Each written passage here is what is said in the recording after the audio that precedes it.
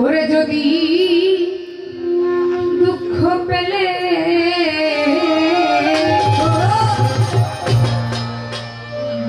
তোমায় মিলে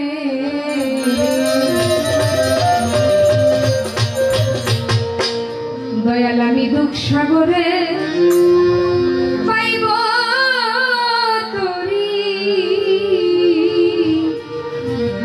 পাইব তরি রে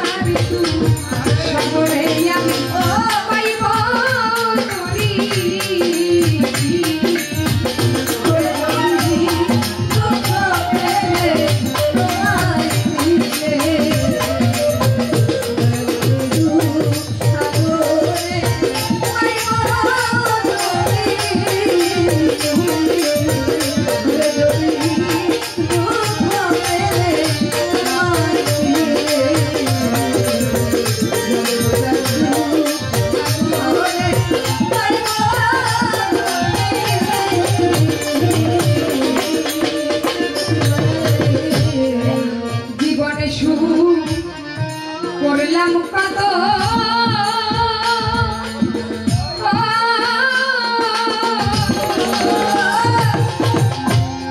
সুখ হইল না আমার মনের মতো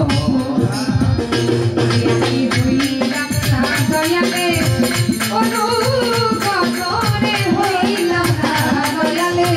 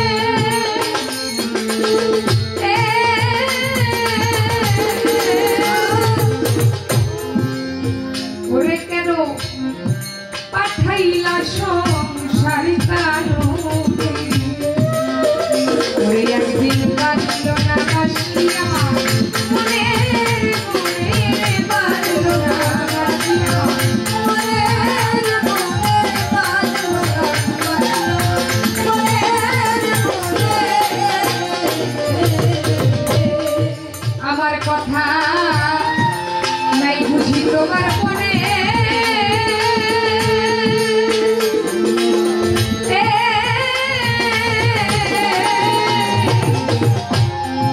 পাঠাইলা সংসার কারণে একদিন বাজল না বাঁশি আমার মনের মনের বাজল না বাঁশি আমার মনের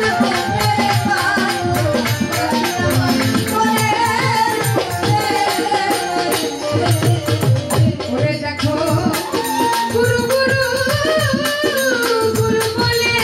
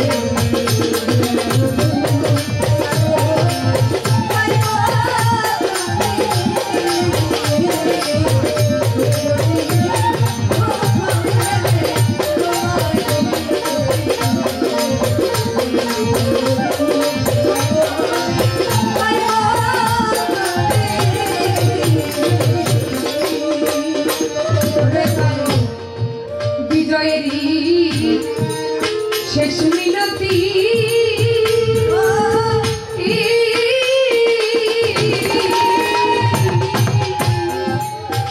ওরে তোমার চরণে যেন থাকে মতি ওরে আমার হয়ে না যেন দয়া অন্য গতি হয়ে না দয়া অন্য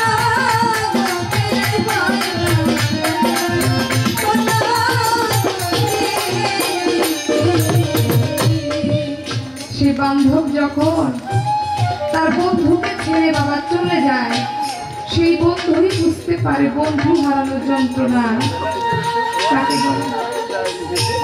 তাই ভক্ত ছিল সুলেমান, তার দয়াল ছিল দেলোয়ার শাহ।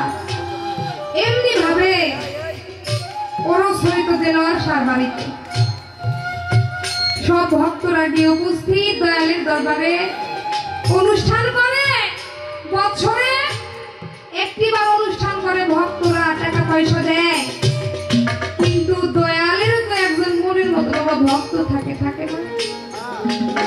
আর সেই মনের মতো ভক্ত ছিল সুলেমান, যাকে কিছু বলার আগেই যে বুঝতে পারে যে আমার দয়ালের এখন, আমার সিরাজ পাগলের এখন কি প্রয়োজন, আমার দয়ালের দিকে চাইলেই বুঝতে পারে ভক্ত। এটাকেই বলে বিনা তারে কানেকশন, ভক্তের সাথে গুরুর সাথে হয়েছে। কিন্তু অন্যান্য গুরু ভাইরা বলে আমরা আসি দয়ালের একটু খেদমত করার জন্য, দয়ালের পাশে একটু বসার জন্য, কিন্তু ওই সুলেমানের জ্বালায় দয়ালের কাছে আর ভিড়া যায় না। ওই সুলেমানকে তারা কিভাবে দরবার থেকে তারাই দিবে এই পরামর্শ তারা করতেছে গুরু ভাইরা মিলা। সুলেমান আর সুলেমানের বউ যখন তার পোলাপান নিয়ে তার বাড়িতে চলে গেছে, তারপরে দয়ালের কাছে আয়েশা বলতেছে, দয়াল আপনার কাছে একটা প্রশ্ন আছে আমাদের। তখন দেলোয়ার শাহ বলতেছে, কি প্রশ্ন বাবা করো, তোমরা সবাই একসাথে আসছো একটা প্রশ্ন করার জন্য আমারে? হ্যাঁ, আমরাও আসি, সুলেমানও আসে, কিন্তু আমাদের মনে হইতেছে আপনি আমাদের থেকে সুলেমান একটু বেশি ভালোবাসেন।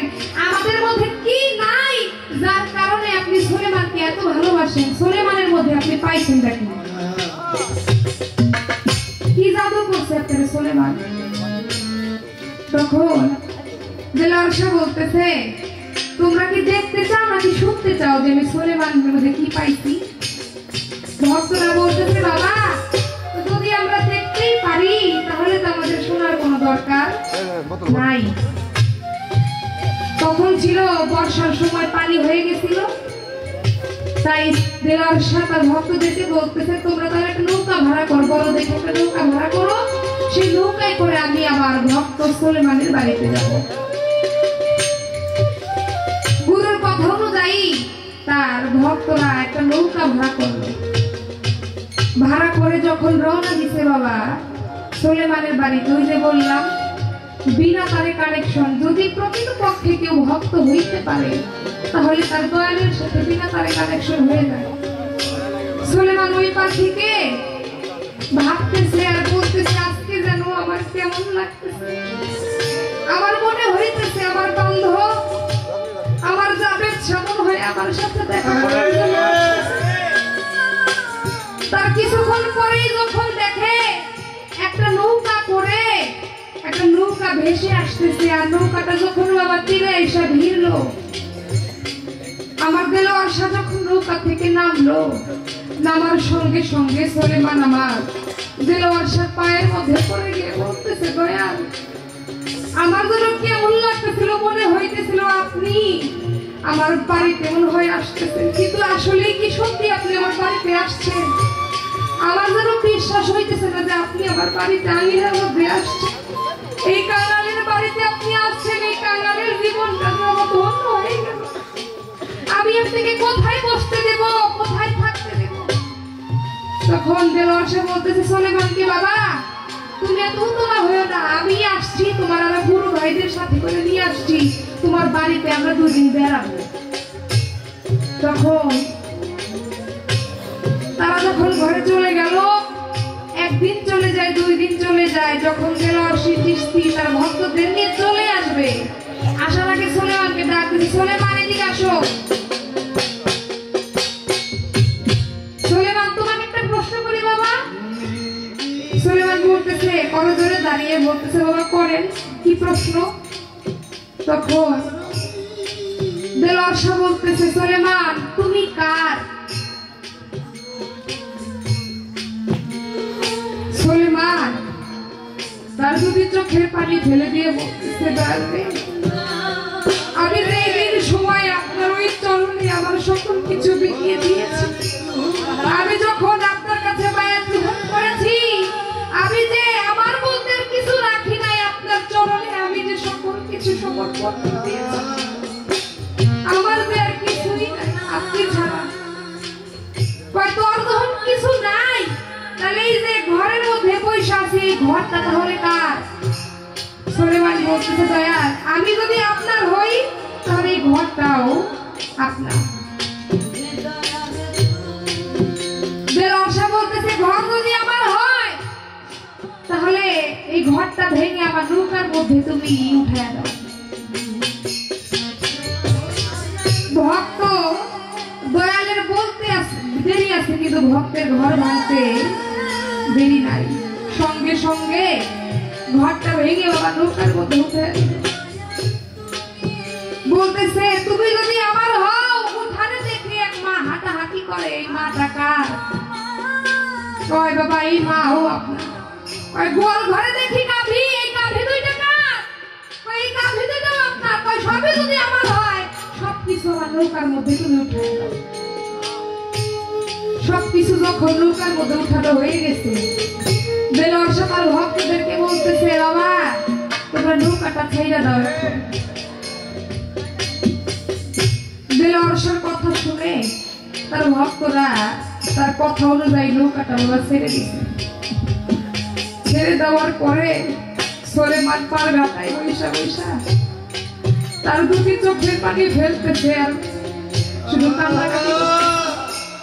এই দৃশ্য দেখে তার গুরু ভাইরা তার দয়ালকে বলতেছে দয়াল দেখেন আপনি সুলেমানকে এত ভালোবাসছেন, কিন্তু সুলেমান তোমাদের ভালোবাসে না। সুলেমানের বাড়ি ঘর নিয়ে আসছেন, বউ পোলাপান নিয়ে আসছেন, এই দুঃখে সুলেমান কান্নাকাটি করতেছে।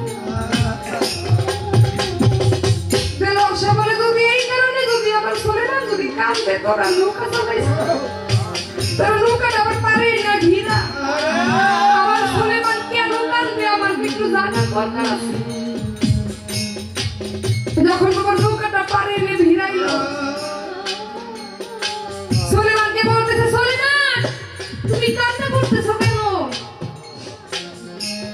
সুলেমান দয়াল রে বলতেছে, দয়াল আপনার নৌকার মধ্যে আমার ঘরের জায়গা হয়েছে, আপনার নৌকার মধ্যে আমার বউয়ের জায়গা হয়েছে, আপনার নৌকার মধ্যে আমার গাভীর জায়গা হয়েছে, কিন্তু আমি তো অধম সুলেমান, এই সুলেমানের জায়গা কি আপনার নৌকার মধ্যে হইল না? আপনি আপনার এই অভাগা ভক্তকে ছেড়ে আপনি কোথায় চলে যাচ্ছেন? এই কাঙাল যে আপনাকে ছাড়ার কোনো কিছু নিতে চায় না।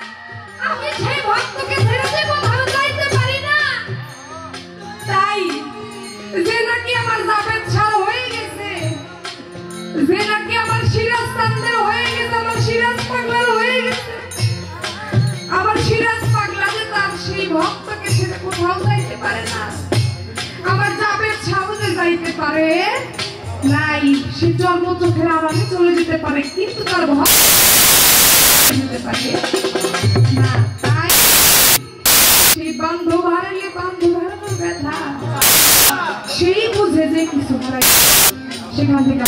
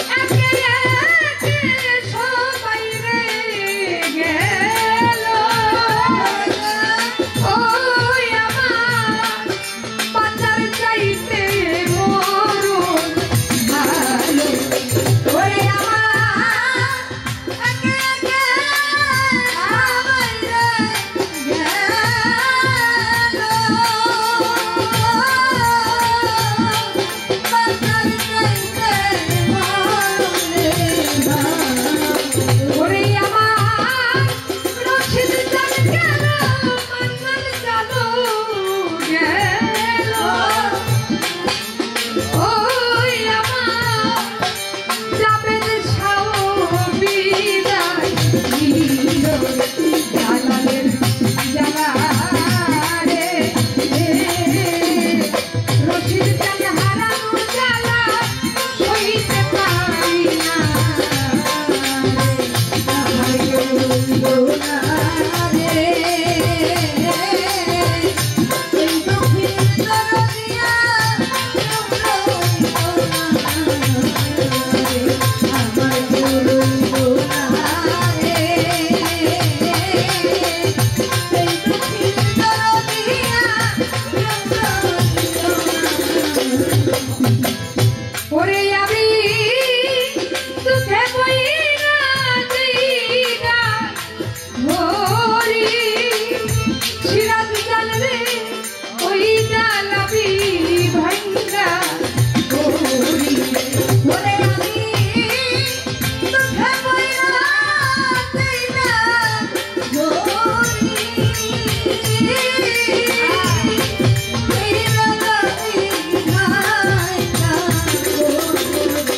ওরে আমি সুখে বইনা দিনা ধরি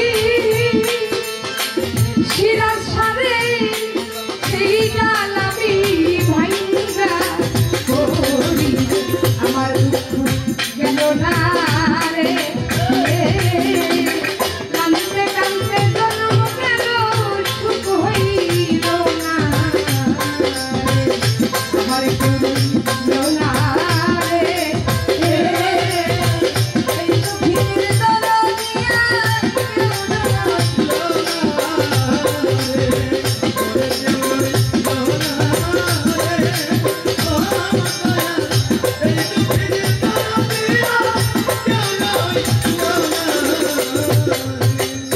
ওরে আমার কপাল গেছে পুইরা রে যাবে সারে ফেলেছি হারাইয়া কপালে গেল পুইরা রে বান্ধবের ফেলেছি হারাইয়া যারে আমি হারাইয়াছি যারে হারাইয়াছি যারে আমি সিরাজ ছাড়ে যারে আমি হারাইয়াছি কোথায় যাইয়া রে আমার বান্ধবের ফেলেছি হারাইয়া আমার কপাল গেল পুইরা রে যাবে সারে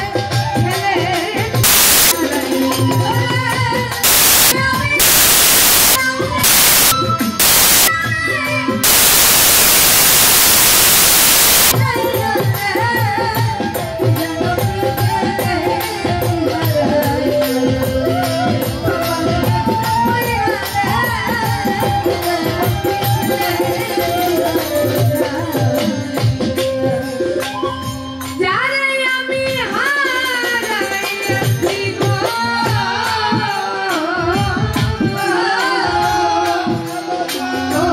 ওই আমি পাবো কি জীবনে